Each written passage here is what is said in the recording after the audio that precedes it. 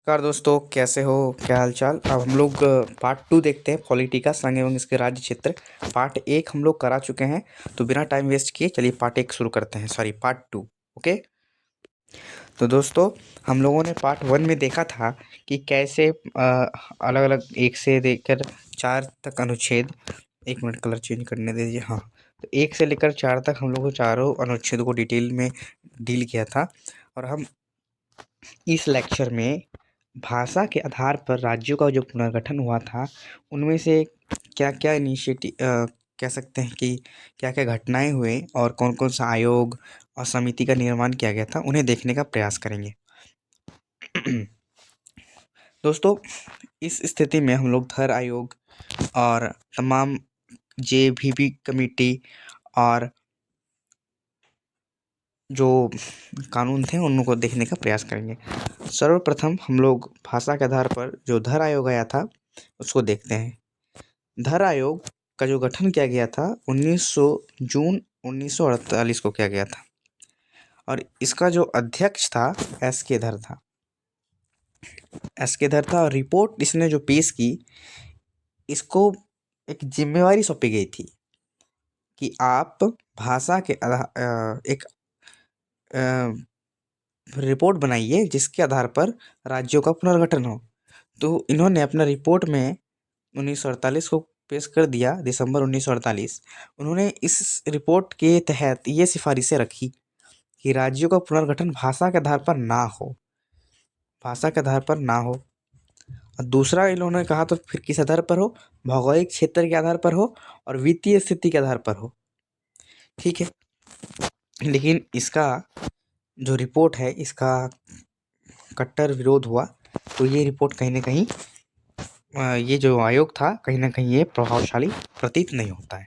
चलिए हम लोग अन्य कमेटियों और अन्य जो भी आयोग बने हैं उन पर डील करते हैं।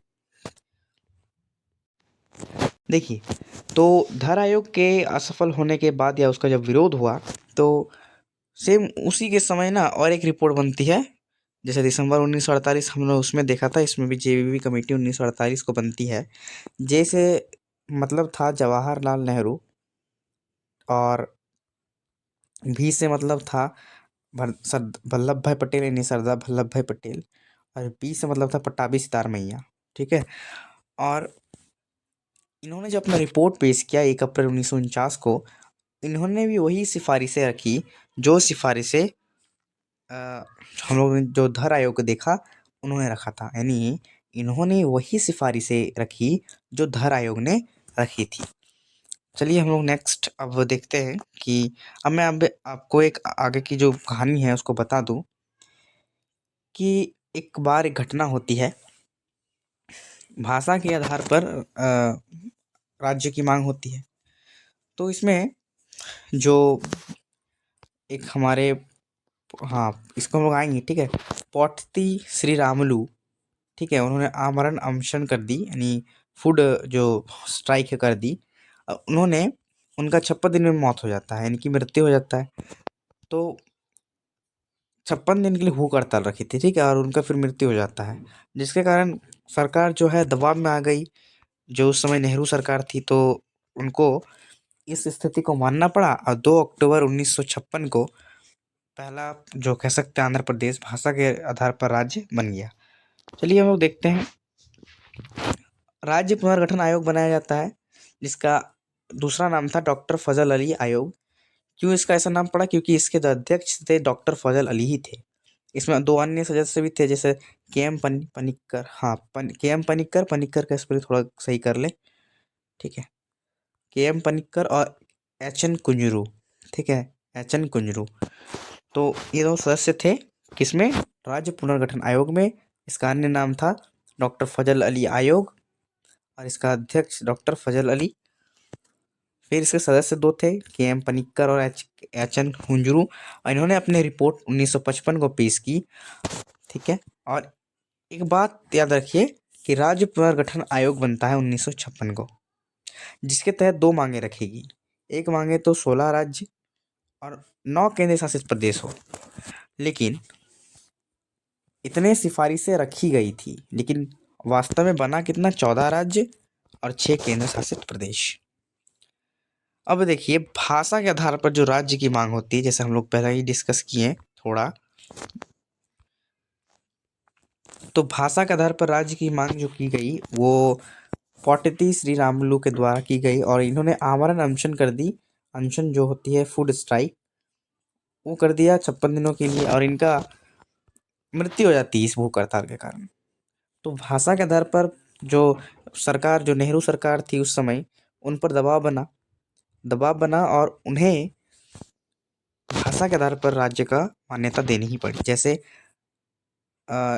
1 अक्टूबर, हाँ, आंध्र प्रदेश को 1 अक्टूबर 1953 को बनाया गया था पहला राज्य जो भाषा के आधार पर थी।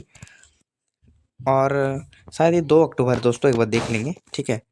और आंध्र प्रदेश को पुनर्गठित किया गया। देखिए क्या हुआ इसमें, थोड़ा समझिए। इसी दिन स्थापना दिवस भी मनाता है।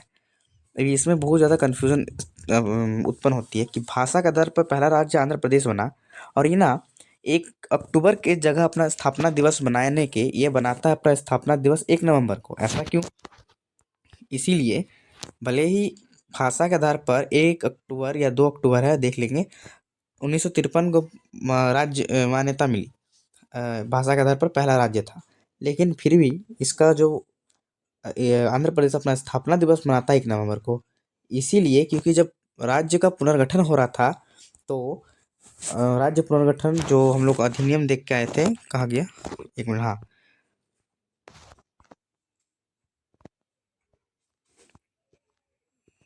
हाँ, राज्य पुनर्गठन अधिनियम 1956 के तहत जो पुनर्गठन किया गया था, राज्यों का जो पुनर्गठन का प्रस्ताव लाया गया था, इसी कारण से जब सभी राज्यों का पुनर्गठन हो रहा था तो आंध्र प्रदेश का पुनर्गठन हुआ 1 नवंबर 1956 को।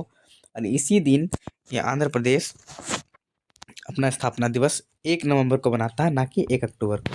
तो दोस्तों इतनी ही थी हमारा लेक्चर, क्योंकि हम लोग ने पहले ही डील कर चुका है संघ एवं राज्य क्षेत्र, यूनियन एंड इट्स टेरिटरी, 1 से लेकर 4 तक जो आर्टिकल्स थे हम लोग उस पर चर्चा कर चुके हैं। और ये सब जो उससे संबंधित भाषा के आधार पर धर आयोग, जेबीवी कमेटी और जो राज्य पुनर्गठन आयोग था, उन पर हम लोगों ने डिस्कस किया। तो thank you for watching this video and share this video और सब्सक्राइब भी कर दीजिए, ठीक है। चलिए ठीक है।